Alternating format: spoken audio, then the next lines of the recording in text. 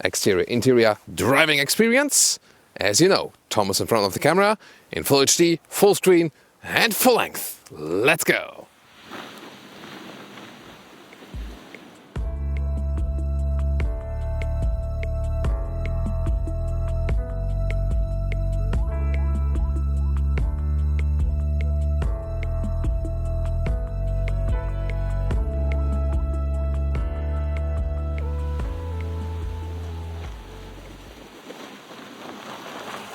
Here in the front we have the typical round face of the Tesla Model 3, a little bit Porsche-alike, but a very consistent and clean design. Headlamps LED, not too much playing around today in the nice red color, but I think the blue color they have is also pretty nice. It's really easy to configure a Tesla Model 3, that's also one of their schemes, and I think it's a good choice to make it simple for the customer. Here in the lower part you can also see there's one opening right here. I mean, some cooling is needed at some point, but of course not so much for electric vehicle. Biggest technology change is here. There's now a heat pump included, standard equipment, both for Tesla Model 3 and the Tesla Model Y. So this reduces the range losses in winter times, like now, because the heating and also the cooling is more efficient. The length is at 4.70 meters, 15'4" or 185 inches, and wheels come from 18 to 20 inch. These are here the ones in between, the 19-inch wheels. 18 would be the standard. Also in the aerodynamic style, I recommend these for the best comfort.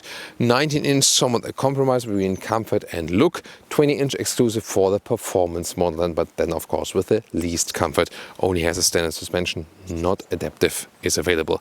Here with the facelift, all the accentuations are now in black, or like in a satin black or something.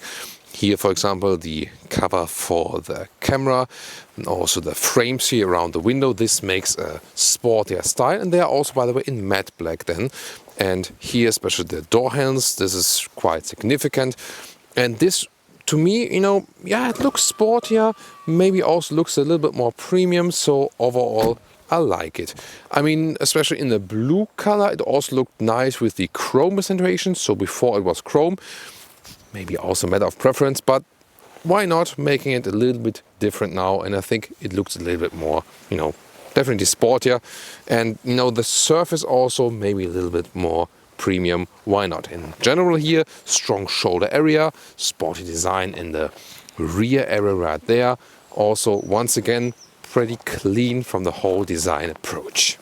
Doesn't the red vehicle color look great as a contrast to the white snow? Yeah. Just realized it once again. Here also a very clean redesign, integrated spoiler lid somewhat, and also a very stringent or consistent design here in the lower area. Top speed, by the way, depending on the model you pick, between 140 and 160 miles per hour, so 225 to 260 kilometers an hour. 3 different models available right now. Standard Range Plus with 58 kilowatt-hour battery, and then the dual motor. So the all-wheel drive models, either the long-range model we have here today with 75 kilowatt-hour battery and the same battery size for the performance model, just a little bit quicker then, and the acceleration figure, just that you can, you know, very easily remember them, no matter if 2 miles per hour or kilometers per hour. The standard range model, 5 seconds something. This one here, the long-range model, 4 seconds something, and the performance model, 3 seconds something. So that's the easiest way to remember the very quick acceleration figure. That means the performance model with the acceleration figure of like a BMW M3, and this one here, the long range model, with the acceleration figure of at least something like a BMW M performance model or a Mercedes C43. So really impressive as for the performance. Here then, one electric motor in the rear, one in the front, and the standard range plus model, a new one, would just have the rear electric motor. Will also be sufficient. Of course, there's then also the price difference you have to think about, but this one here definitely with the highest range. And not to forget the looks of the daytime running light. Turn it on right here now. So there we have them in the front. And that's how it looks like in the rear. And not to forget the turning indicators here in the front and also in the rear, but super short, right? I wonder why that is allowed.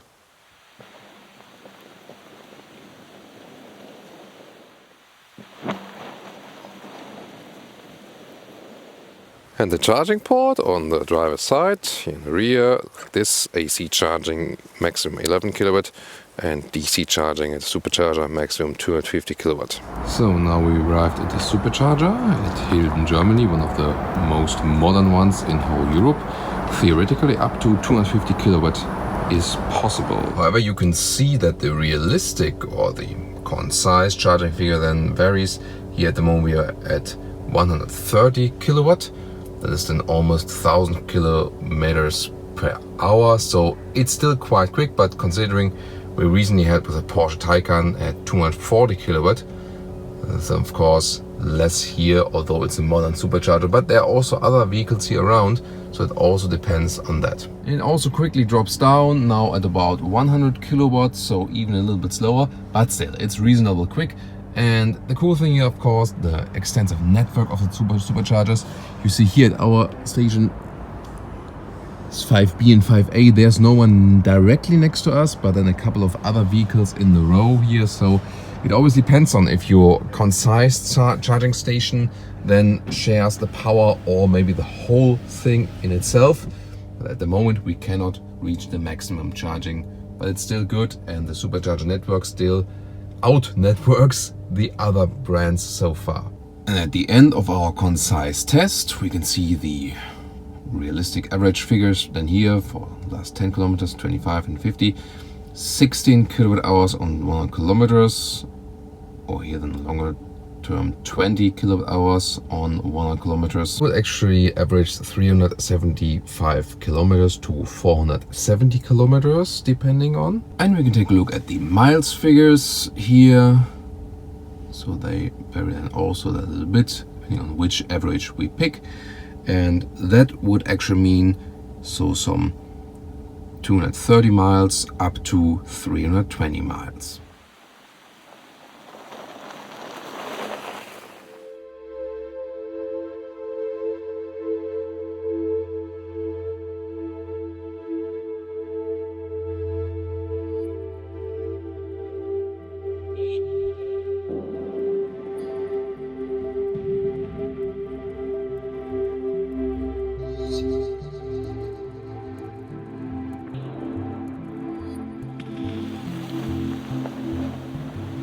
Let's open the doors for the door closing sound. That's how you open them, with the handles and frameless doors.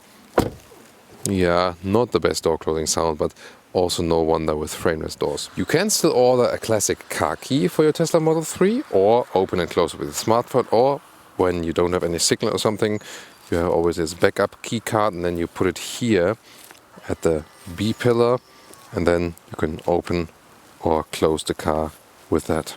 Then inside of the doors, nice soft leatherette cover, also here even softer for your armrest. Then microfiber insert. This is now really premium style, really cool. Black Model 3 entry badge. Then the clean interior, today the black interior. There's also a white one available, I would prefer. Yeah, maybe this one here is easier to clean and so on, but the white one just looks so cool. But here also well done, again clean design. This is all from high grade leatherette, really soft and plush, and you wouldn't feel a difference to the animal skin surfaces quality wise. It's just here the whole car is really vegan. That's really cool. Also the steering wheel for Model 3 and Model Y, that's standard. So finally someone who is really consistent.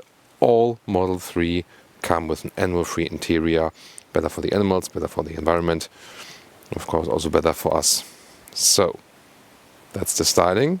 Would you go for the black or the white seating? Tell me in the comments. And getting inside, most important shoe tab here in winter times, of course.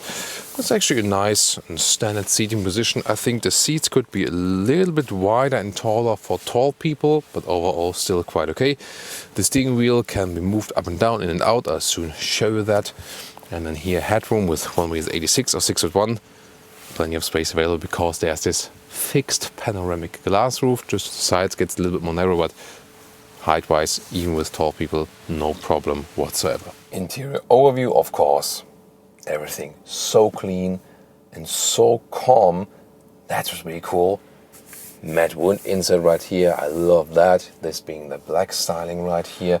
And yes, you know, when the speed appears in the top left corner, it's not too good to see. Then with the screen here, I would wish a head-up display that will solve the issue, but to have everything cleaned up like this also makes you calmer while driving. 15-inch screen here, everything is running over that.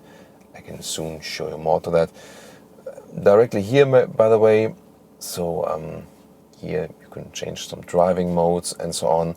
You also have a quick control right here, like the adjustments, and then we have the steering wheel.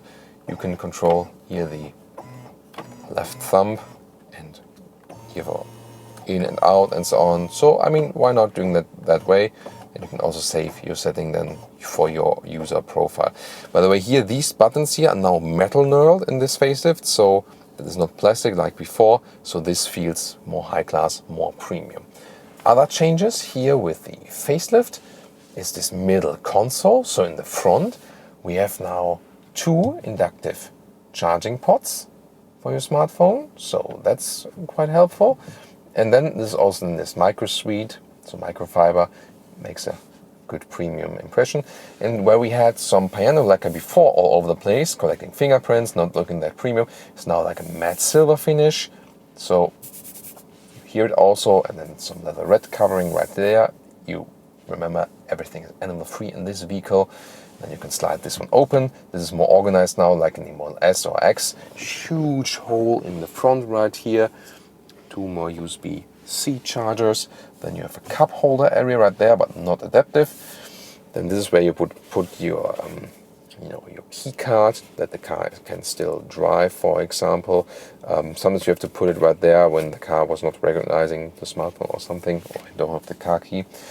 Then this armrest, nice leather cover, well attached, so increased build quality and then more space underneath right there. And to open the voice command, by the way, pretty simple. Here just press the right button with your right thumb and then the voice control opens. And then to the big screen, you have the map right here, and look how responsive and fast that is. That looks like real time. You can also switch it to the satellite view. Always depends a little bit on how much service you have, but still that's actually quite cool. Although this is here an area at the moment without much self-service. And here you can also open the trunk, open the frunk and so on, or the charging port. And here in the driving modes, acceleration, chill or standard, to change that. Steering mode, talking about that when we drive the vehicle. Stopping mode, I will usually set to hold, because then the car comes to a standstill really when you use the one pedal driving, but you can also put it to creeping mode, so when you lift the brake, then it creeps a little bit forward, depending on your liking, of course. You can change so many interesting things here, just the screen brightness, but you can also leave it to auto. You can change it with the voice control, everything. Temperature would be the easiest thing. Change temperature to 23 degrees. And there you can also see how it's, realizing everything. And the music system, by the way, is actually quite nice. I really like it. And when you, nice surround sound.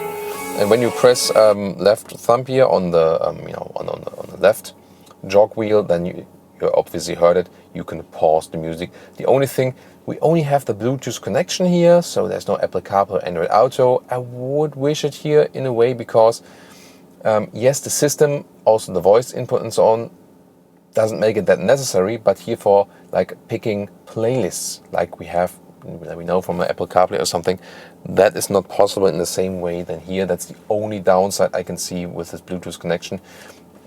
Reaching your recent calls and so on, that works very, very well as well. So everything very well organized, and usually when you set your favorite settings, you do not touch it while driving. Temperature changing while driving here is actually quite complicated, so I would recommend to doing that also with the voice input. What about the rear view camera? Always nice to see, really impressive, great resolution, and here also all over the screen. And another facelift update here, the sun visor is held magnetically right here.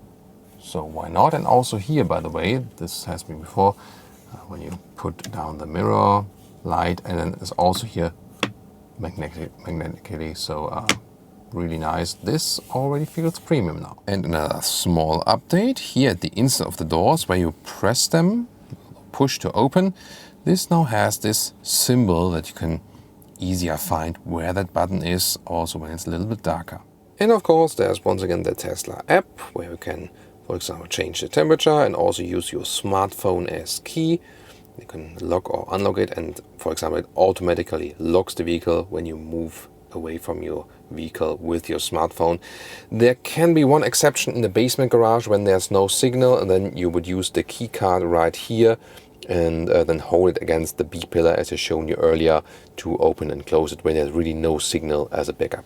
And getting in the rear is also a nice quality here with soft touch at the inside of the doors, also in the rear. Frameless doors here as well. And you know, to be able to sit a little bit better here, you would need to raise the seat a little bit up. Then I could also fit my feet a little bit better under it. Gets quite close here with my legs. It does fit for 4 tall adults, yes, but again, seat a little bit forward and upward would be better. However, you see here the rear bench is really low, so the angle of my legs here is not ideal. So it works headroom wise as well, but gets really close and with my head when I put myself a little bit backward. So it works space wise, but not the most comfortable or ideal seating position here for tall adults in the rear, definitely. What's cool is, however, there's no middle tunnel, electric platform, so you can move to the middle seat and have also a cozy seat here, more or less. 2 USB-C chargers right here, and then cup holders. One of the things here, build quality wise, you can still move the cup holders inside right here. This could be made a little bit better. And another quality flaw is there's like a sharp edge at the back part of the rear doors here. So they fixed a lot of things here now with this facelift. Definitely really nice, especially in the middle console area, but still some tweaks here and there they could still do. And as our experience shows, usually they also tackle these things bit by bit. Now to the trunk area, and news here with the facelift, there's an electric motor, so electric tailgate.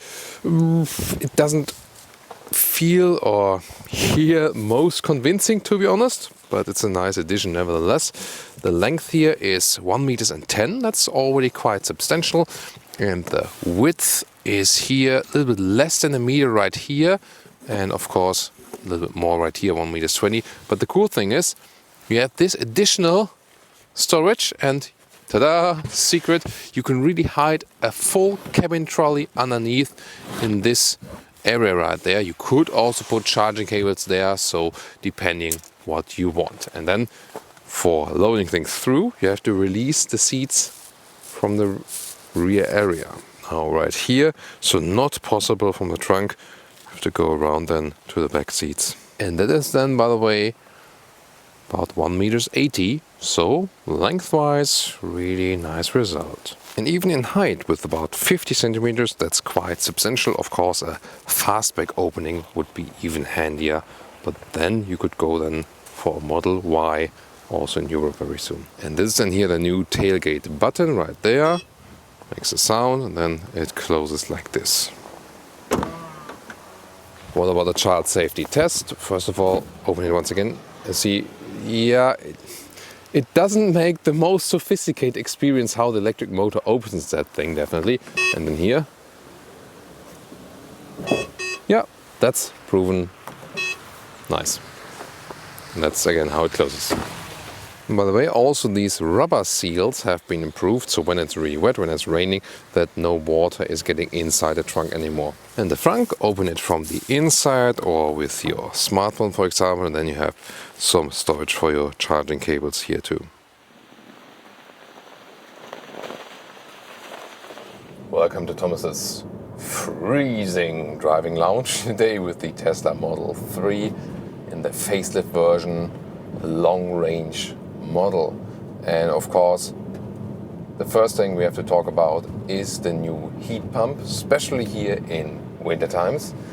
And actually, what does it do? It reduces the range losses. So you don't get overall more or higher range, but in winter times, especially when it's like really freezing cold, at the moment -9 degrees Celsius, so way below freezing point, then the consumption is not as bad as it would be usually. And we can see this spike here. in the energy meter. And the car was standing still in the basement garage for a couple of days. It was freezing cold. And the startup, battery, needs to get to the proper temperature, cabin temperature, heating. And that's the thing, with the heat pump, the heating does not take as much energy as it would do without, actually. So, and this is like the worst case. But you see, just after a couple of minutes, it kind of normalizes itself, and then it's actually okay, and it would have been way worse than without the heat pump. And we had this very vehicle before the facelift, so now a little bit more efficient, yes, but in general, but then especially the heat pump here with the winter times. But the funny thing is, usually when we compare summer and winter times, would have been a huge difference. Now, in summer times, we can score like 13 kilowatt hours on 100 kilometers. That's like extremely efficient. That's like 21 kilowatt hours on 100 miles. And here now in winter times, I did on the motorway like 100, 120 kilometers an hour, like 60, 70 miles an hour, in really freezing temperatures, some 17 kilowatt hours on 100 kilometers, so that's like 27 kilowatt hours on 100 miles. And that's more efficient on motorway for an electric vehicle in winter times than with most other electric vehicles we've been testing in summer times under like normal driving conditions. So once again, the Tesla Model 3 proves to be very, very efficient, if not one of the most efficient electric vehicles on the market at the moment. And you can already see that this normal heating spike now really normalized itself pretty much. And this is where the heat pump is really doing a great effect. Once again, the Tesla Model 3, one of the small weaknesses, talked about in the interior part. The build quality still needs some tweaking here and there, but we've really seen tremendous progress, especially then here in the middle console now. So you see they're getting on and on and on. One of the weaknesses driving-wise, definitely the suspension. It's good to have the smaller wheels. Here today, the 19-inch wheels. The performance model, of course, even less comfortable with the 20-inch wheels. They look so great, yes, but yeah, even less comfort. So I would always recommend to stick with the base 18-inch wheels. You do not have an adaptive suspension, just the base suspension, and it's quite, maybe you heard it also now when we have some bumps in the road. It's really quite stiff and bumpy. So 18-inch wheels at least even that out a little bit. So save the money, stick with the base wheels, enjoy a little bit more comfort. It's not that the suspension is super bad or something, but if you compare other vehicles at that price, not talking necessarily about electric vehicles, but in general, competitors at this price point, they do a better job suspension-wise. So we see a lot of different other things like software-wise, where they're really on top of the game, and we never have any like lagging software problems here. It's always fast in the infotainment system, never had problems with that.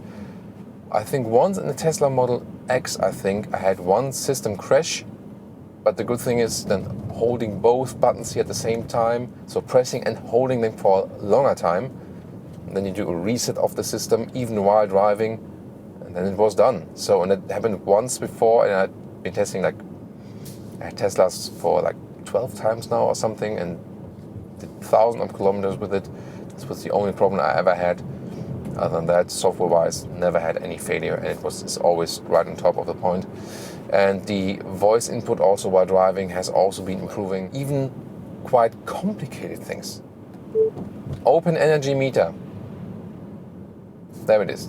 It's things like this. You can pop up something. I think I managed it once before that I really switched like from this 10 kilometer to 25 kilometer view with the voice command. I think I did that once. So even things that are happening deep in the menu, you can change with the voice input, and that's of course quite impressive. Not to forget, of course, the temperature change and so on and so on. Steering, pretty direct, precise. I think it feels better now. So in one of the early test rides, it felt really artificial. Meanwhile, I have the impression that I have a little bit more feeling in it, and it feels more connected. You can of course always change it around just a little bit. So here, that's by the way like one thing, doing these things while driving and not with the voice input is of course not recommended at all. Really bumpy with that suspension. That is one of the drawbacks. Then here I can change the steering mode, for example here to comfort, then it's rather loose, very soft, so yeah, that feels unconnected with the vehicle, I think. So rather go with the standard mode. In sport mode it will get a little bit stronger. And acceleration I usually leave at the chill mode. So I mean here 4.4 seconds to 1 kilometers an hour or 4.2 seconds to 60 miles an hour. This is so fast, and especially if you have co-driver, and you need the chill mode not to stress your passenger. So usually leave it in chill mode, better for the consumption or the energy consumption, and also just chilling more on your body. So of course we can put it to the standard mode when we do another acceleration test very soon, towards the end of this driving part. But here definitely more than enough. So the long range model, of course, all about the great range. Noise insulation also worked on that. It's not the best in comparison like to the German premium manufacturers when you drive really fast, but as long as you keep in non-German high-speed motorway relations, then it doesn't make such a difference. So yeah, that's also really interesting. Also in these snowy conditions, feeling quite safe with this all-wheel drive. Even if you have just the rear-wheel drive, there's also electronic stability control, and this keeping the car also quite safe. Of course, always have to think about physics. So even if you leave acceleration aside, at some point you can get pushed out of a corner, and then you have to pay attention to that. Quite silent when we're standing still.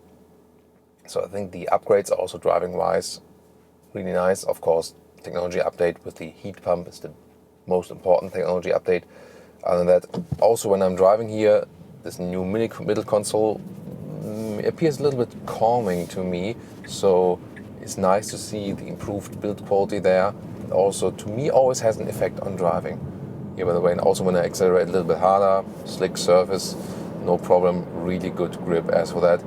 And even here in the chill mode, when I'm going like from 40 to 80 kilometers an hour, there we go, that's it. So really quick, even in the chill mode. So you can always also just stay in that mode. Open energy meter. That's too easy. And there you could see we were going down the hill, used some recuperation. Of course, this car is rather set to a one-pedal driving feeling, strong recuperation when you lift the throttle. I hardly ever use the brake in this vehicle. And then when I do the acceleration, you can see a hard acceleration almost equals the high energy consumption when we were heating the battery just from standing in this very cold temperatures for days, and then needed to. Well, interesting, the left lane here, which I'm usually driving, is totally snowed in, so I have to stay on the right lane. Yeah, why not? Very interesting. Here in this construction site is always the hardest test for the assistance systems. Sadly, we do not have a blind spot monitor in the side mirrors. I would like to have one with any Tesla. I think head-up display and blind spot monitor in the side mirrors, that is something I'm really missing with the Tesla vehicles in general, and that would definitely be a great safety thing. So Elon, when you're listening, maybe rethink that.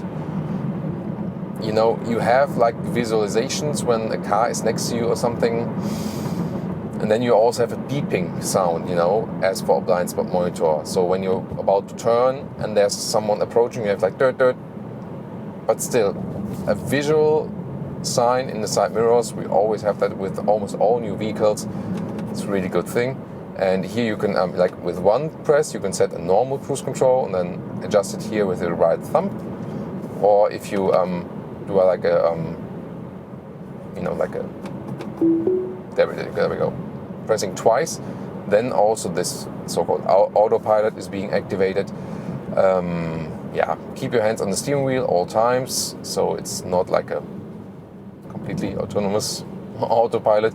You see the car is steering itself, and even so far, a little bit nervous maybe, but it's also really hard now with the snow and not really distinctive with the lines and so on. But so far, you want to go? There we go. Always take care of each other. So many times, you maybe not from here, and you think, oh no, that's not the way I want to go. So everyone just be calm and let people in, even if they decide like short term or something. Most of the time they don't mean any harm. Especially in Germany. I'm not sure where it is everywhere else, but so many times people try then to teach people like, oh, you have to drive differently, and then they cut people off as like a punishment or something. Oh, come on, give me a break. So now back on the motorway, we can put in the autopilot once again. Traffic sign recognition. The traffic sign recognition, I have to say, is not really that reliable.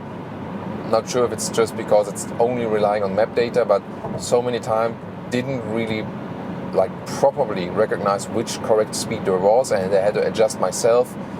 And then it's always like setting the cruise control on that speed of the traffic sign, and that's a little bit annoying then when it's not the proper speed for that. But here, very well kept in the lane. As for this lane keeping assist, so I think also good result there. Good also to have now the metal knurls here at the steering wheel, so it feels also more premium while driving. And here, like closer to 100 kilometers an hour or 60 miles an hour, still reasonable noise insulation, so feeling good with that too.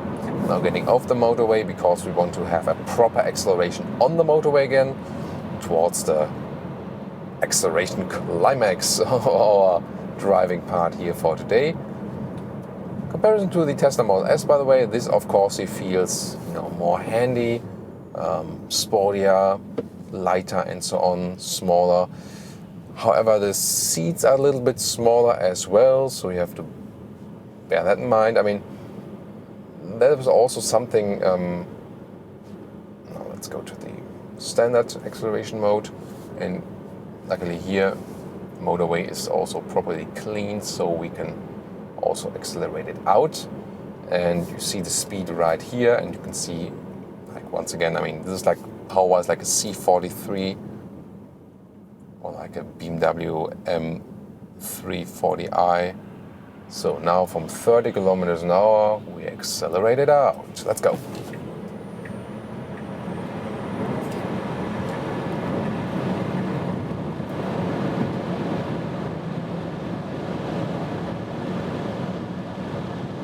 That's 180 kilometers an hour. Wow. What a, explosive acceleration, especially from get-go. And here, by the way, at higher speeds, we now hear some wind noises here. So that's not what the car is laid out to be. There, the Germans would still be better.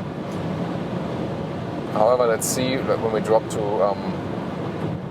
like a normal motorway speed, like 130 kilometers an hour, 80 miles an hour. Yeah, that's totally fine here. And that's, they are building the cars for that. They're not building the cars like BMW to be silent at 200 kilometers an hour. And I think that's also not a bad thing, because when you count the Tesla Model 3 customers worldwide going 200 kilometers an hour, like maybe use one hand, So I think that's totally fine. So far, looks so cool when these the traffic signs have like ice drops on it or something. So different driving impressions for UV today, and I think it's always cool. We recently had that with the Porsche Taycan, where we have one review like in hot summertime and one review in cold wintertime, and also can compare the results and have totally different driving impressions. That's really cool. So you can also tune into the video description here and check out the Tesla Model 3 long-range summer review.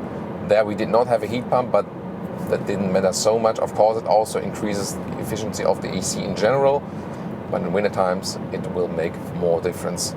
Once again, we can go to the energy meter and check that out and see, once again, you see the harsh acceleration. And then, of course, when we do like this, winter times, heating, and then really pushing it all the way through, we have like over 30 kilowatt hours on 100 kilometers. Understandably, so that's also, you have a high fuel consumption when you floor out the combustion engine models.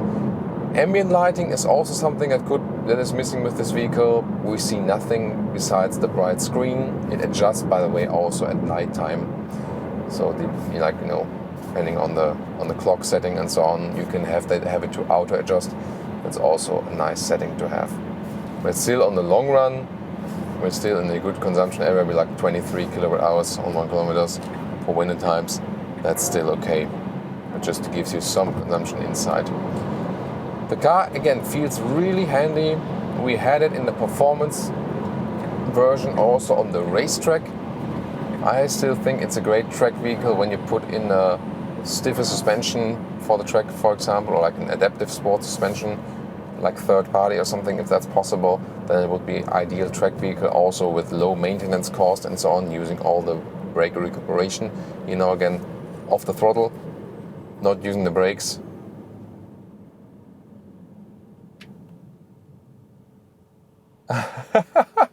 Perfect.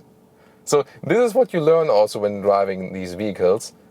So in this case, I just like by my subjective feeling, I was like, now can right in stop of the line here, just by leaving the throttle, you just somehow calculate in your head and in your stomach somehow, and then you get a feeling for that. Because when you start driving electric vehicles with a recuperation, maybe like you come to a stop like 10 meters before, and then you have to crouch further, creep further a little bit, or maybe you get too far and need to use normal brakes. But then this way, it's of course really perfect. And once again, also great acceleration out of the corner. It's really so much fun, really awesome. And we'll get on the motorway once again, and then we do like a cruise control wintertime consumption test. So I can also show you, talked about the heat dump now and theoretically, and about some previous experience now over the last couple of days and so on. Then we did like the acceleration, which you can see here. Now we then go back to a more subtle driving and see how that turns out. Well, my seat is also heated enough, the cabin is also heated enough, so I turned down the temperature just a little bit. That's fine. And to me, it's really cool to see both for the S, for the X and the 3, how they have been evolving over time. And basically we have all Tesla models like every year once, or every 2 years once, when there's like a substantial change. So when you're subscribed to our channel here, then you can always follow how Tesla is evolving. So we've been testing the Tesla since 2012, and then really constantly with the upgrades, and seen so many changes, even if the base vehicles remain the same. And it will also be the same then when the new facelifts for S and X will be coming up, of course, very soon here on our channel as well.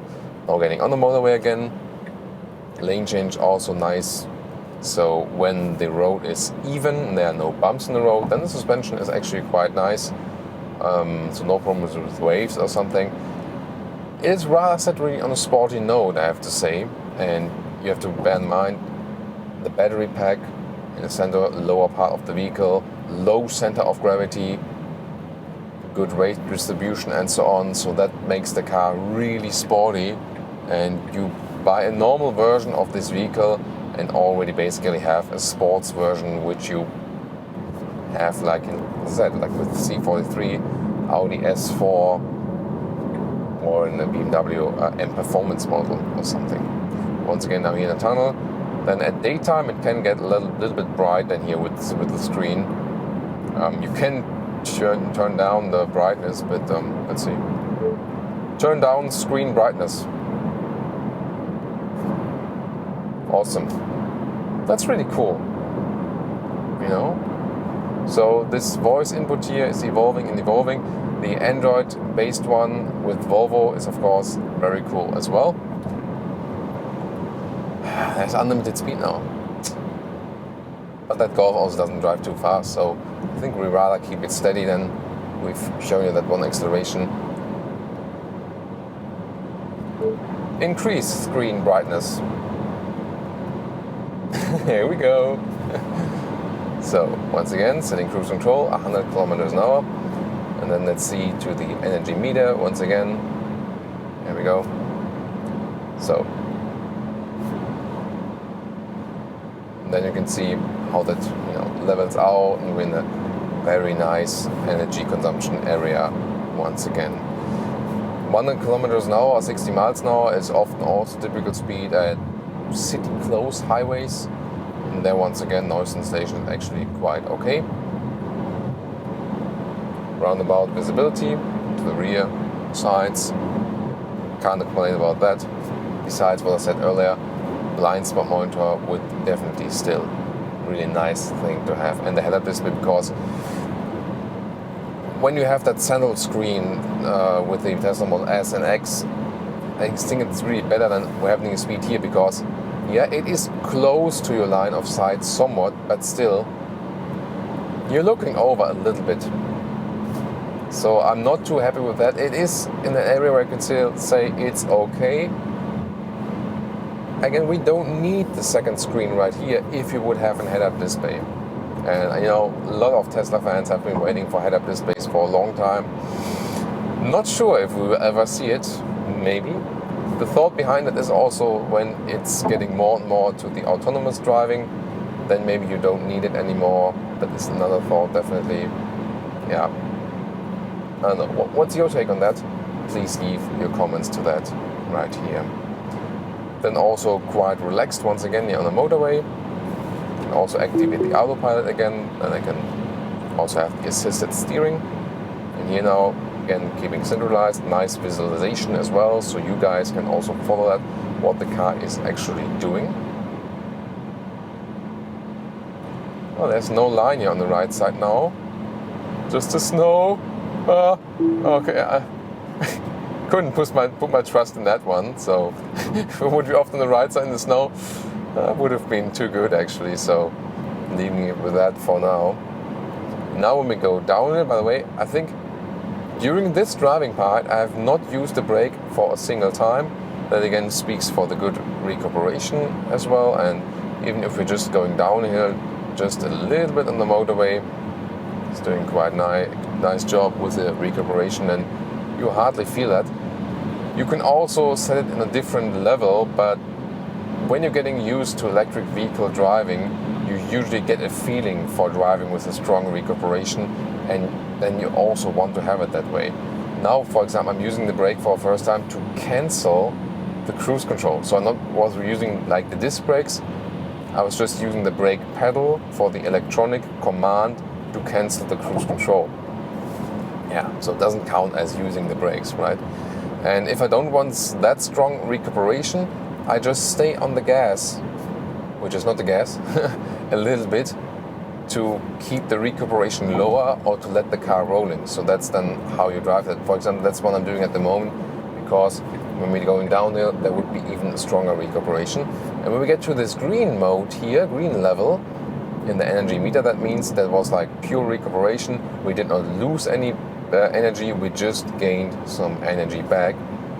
Then we can see we are back to a really efficient fuel economy. We were driving uphill first, we also had some acceleration, but now downhill, of course. And then the overall consumption figure you see once again goes to an area where I can say 4 winter times for an electric vehicle.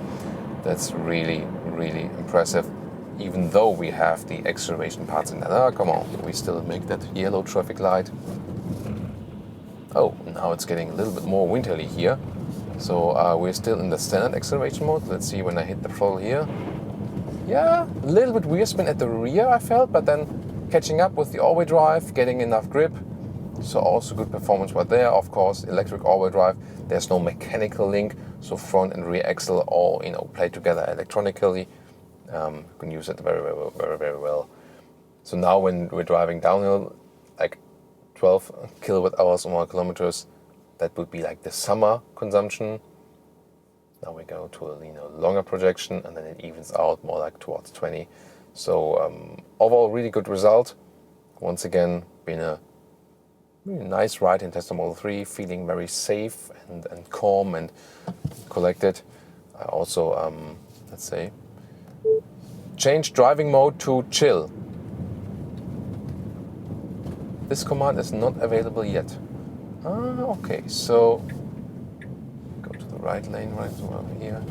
Yeah, I just love snow riding.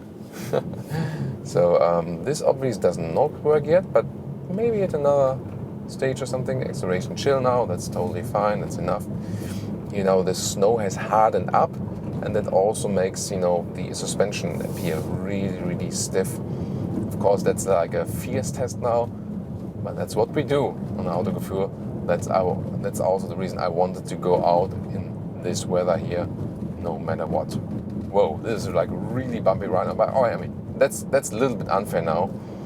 Again, when the road was a little bit better, it was also appearing a little bit better. If you ask me, by the way, what's the most important thing driving in these conditions, winter times? The best tires. So in a lot of rural city or warmer areas, you will be fine with all season tires. But when you really have snow and ice conditions, then a pure winter tire will still have a great effect, and you really need it. In some countries, of course, also by law. Okay, the Swedes and the Finns and so on, and all our fans from Norway, they was like, these are winterly conditions? Oh, come on, give me a break. When they have problems, like, come on, I put some more spikes in my tires and that's it. But you know, countries and temperatures and areas from all over the world. So we have to find an average at some point. But of course, always great to have a lot of feedback on our driving parts here, also really from all over the world, from different driving conditions right here. So we're back in the chill mode, and now I want to wait for the energy consumption meter. Yeah, like a 25 kilometers run. Yeah, just confirms. Really interesting to see that.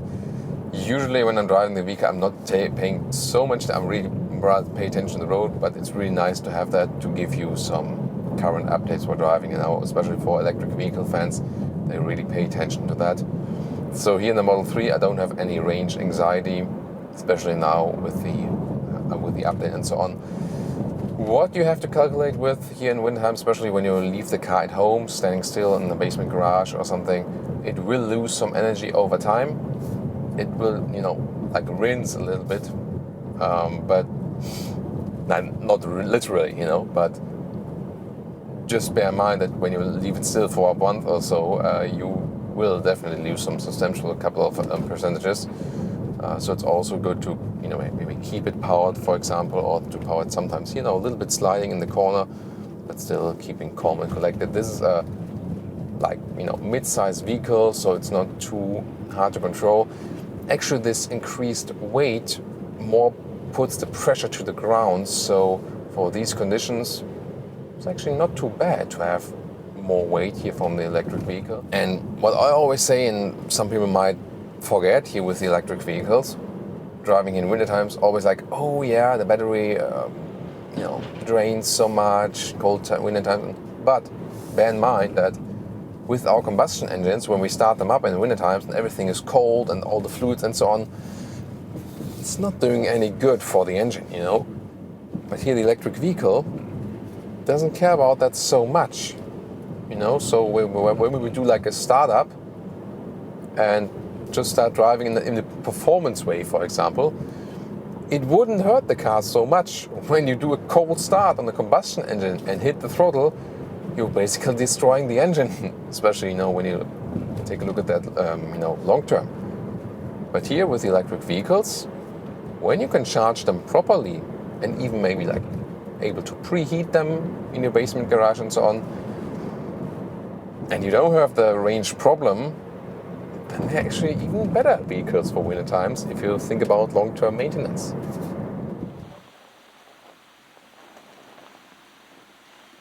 And now to our conclusion for the day with the Tesla Model 3. In the EV market, surely still among the best mid-size sedans to pick. Why?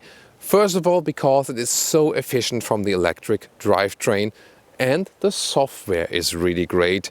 Always up to speed, so many things you can do, and really good voice input. With the new heat pump, also the range losses in winter times are definitely reduced. It will still make a massive difference if you drive an electric vehicle in summer or winter times. That's for sure. But considering we had really freezing temperatures, the new heat pump really did a very good job.